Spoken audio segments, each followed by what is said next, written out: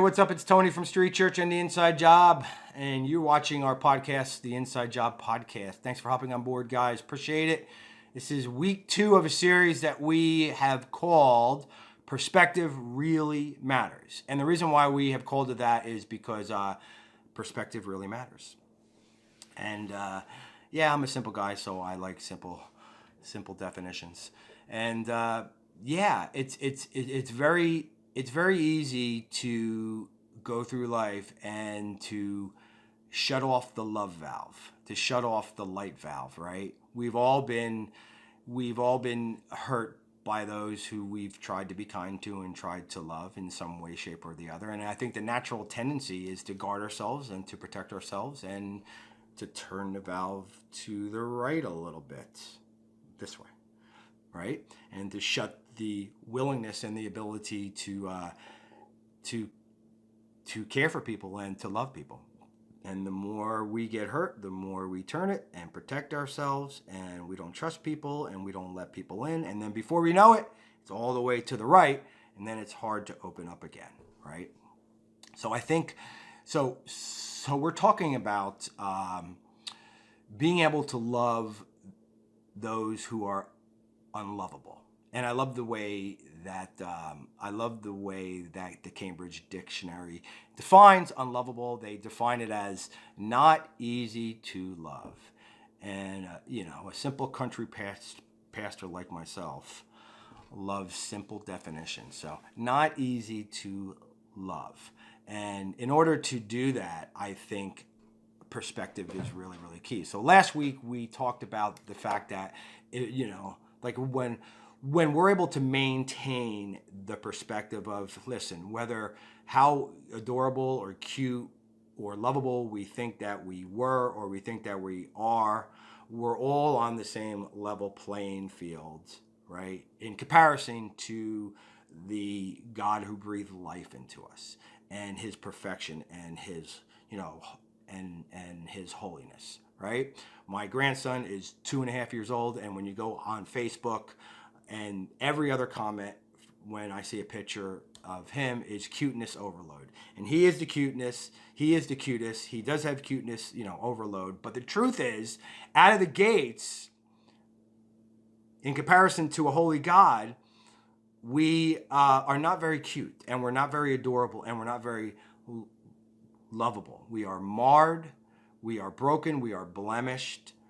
But yet, in the economy of God's grace, he lavishes his love on us, and he demonstrated it tangibly, not in a conceptual, abstract way, but tangibly, by becoming a human being and by spilling his own blood for us. So, that's the right perspective if we're going to love people well who are difficult to love. But the second perspective I want to share with you today, I think, is the most important perspective that we need to have and that we need to maintain in order to love the unlovable, right? And it's super important. And it's something that I'm just learning right now. I mean, I've been following Jesus now for 32 years and doing a pretty poor job of it, if I'm honest. And I'm just learning this now, like what this really means and how to do it and how to apply it. And it's so important that we have the right perspective about this.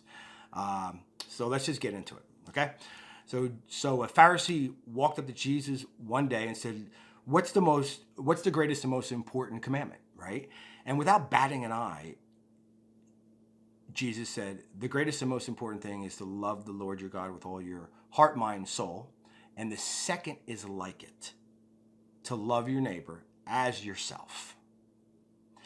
Paul says this in Galatians. He says, the whole law, the entire shebang is wrapped up and fulfilled in one word. The whole law is fulfilled in one word. In the statement, you shall love your neighbor as yourself. So, what are they saying there, right? As yourself. So is that a commandment? Is that a directive for more self-care? No. What it is, it's an assumption that we all love ourselves. We're in love with ourselves. We care for ourselves immensely. We are in love with ourselves. It's an inference, it's an assumption that we already do love ourselves. In fact, we're crazy about ourselves. Okay? It's not a directive, it's a way to look in a mirror, right? It's a given, it's an assumption that we already do love ourselves. So Paul actually says this in Ephesians. He uses it. He uses husbands how they should love their wives in connection with loving ourselves. So I'll just read it to you. So Paul says in Ephesians chapter 4, he says, in the same way, husbands should love their wives as their own bodies. He who loves his wife loves himself. For no one has ever hated his own flesh, but nourishes it and cherishes it. Okay? So it's not a commandment. It's an assumption that, that we already do look out for our own well-being. It's an assumption that we already do pursue our own happiness. We already do pursue our own significance, our own satisfaction, our own well-being, our own happiness. Okay? So what they're saying is this: in the same way, in the same degree, with the same measure that you pursue your own well-being and happiness, pursue pursue the well-being and happiness and satisfaction and significance of your neighbor. Okay? So, I mean, I think that so what it's not is, it's not, Oprah Winfrey kind of a commandment to go get a pedicure every other Wednesday and to take a nap and to get some counseling and to get your hair done every Thursday. Even though there's nothing wrong with a little bit of counseling, God knows, at 56 years old, I love a good nap. And sometimes what you need to sort of clear the air and to be the best version of yourself that day is a nap, or else a walk on the beach, or maybe even a pedicure, although I'm not getting one, But it's not a commandment to go and take care of yourself, to pamper yourself. It's not a commandment. It's not a self-care commandment. It's an assumption that you are mad about yourself, that you pursue your own well-being and happiness. Okay? And in the same way, in the same extent, pursue the well-being of your neighbor. Not your neighbor who treats you well, not your neighbor who has never mistreated you, not your neighbor who doesn't have anger issues or depression, not your neighbor who has it all together, not your neighbor who is not an angry, miserable alcoholic. Not your neighbor. So it's an inclusive thing. Your neighbor, right? It's all inclusive into that word. And yeah. So, I think the natural argument here is in this commandment, right, to love our neighbor as ourselves. I think there are some people that would say, well, what about those people who, harm themselves, or who are into sadomasochistic stuff, or who have attempted suicide, or who inflict pain upon themselves, right? Like, what about them? I mean, they're not loving themselves. Well, it's not only to look out for, it's not only a pursuit of your own happiness, right? It's a guarding yourself against pain and against injury, right? It's a protecting yourself against pain. And, anybody who has ever tried to kill themselves, what are they doing? It's it's an attempt to escape and to protect themselves from a pain that they feel like they can no longer endure. So it is a way of loving themselves when they're protecting themselves from hurt or from pain, even in that extent, even to the level of self-harm, right? It's a thinking of yourself in terms of escaping and protecting yourself from pain, right?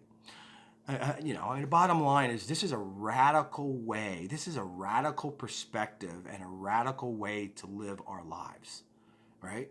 Jesus was the only one who ever said this, right? In the same measure that we pursue our own well-being, our own happiness, our own significance, you transfer that and pursue the well-being and the significance and the happiness of your neighbor. And remember, everyone is our neighbor, right? Everyone is our neighbor. Wow, this is a different kind of a perspective. This is a different kind of a perspective. But this is the kind of a perspective that will allow us and enable us and equip us to be able to